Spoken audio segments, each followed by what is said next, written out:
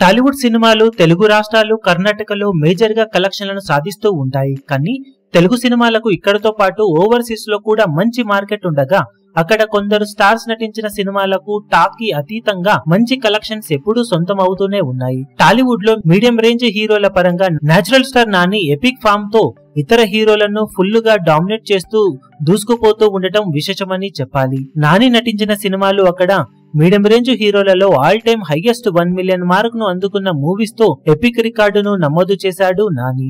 నాని నటించిన ఈగ, భలే భలే మొగాడివై, నేను లోకల్, నిన్ను కోరి, ఎంసీఏ, జెర్సీ, అంటే సుందరానికి, దసరా, హాయ్ నాన్న లాంటి సినిమాలు అమెరికాలో 1 మిలియన్ మార్క్ ను అందుకోగా టోటల్ గా 9 సినిమాలతో నాని రచ్చ చేయగా ఇప్పుడు మరో 1 మిలియన్ మార్క్ తన ఖాతాలో పడింది.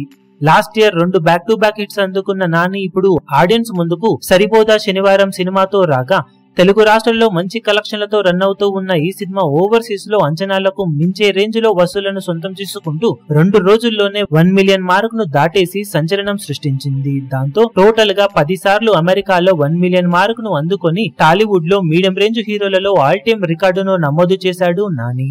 ఈ రికార్డును ఇతర టైర్ 2 హీరోలు అందుకోవాలి అంటే చాలా కష్టమే అని చెప్పవచ్చు. ఈ టైంలో నాని ఫ్యూచర్ మూవీస్ తో తన రేంజ్ ను ఇంకా పెంచుకునే అవకాశం ఎంతైనా ఉంటుందని చెప్పవచ్చు. ఇక లాంగ్ రన్ లో సరిపోదా శనివారం సినిమా ఓవర్సీస్ లో ఎలాంటి కలెక్షన్లతో రచ్చ చేస్తుందో చూడాలి. ఈ వీడియో మీకు నచ్చినట్లయితే లైక్ చేయండి, షేర్ చేయండి, ఛానల్ ను సబ్స్క్రైబ్ చేయడం మాత్రం మరవకండి. ఏ చిన్న అప్డేట్ ను మిస్ అవ్వకూడదు అనుకుంటే బెల్ ఐకాన్ ను ప్రెస్ చేయండి.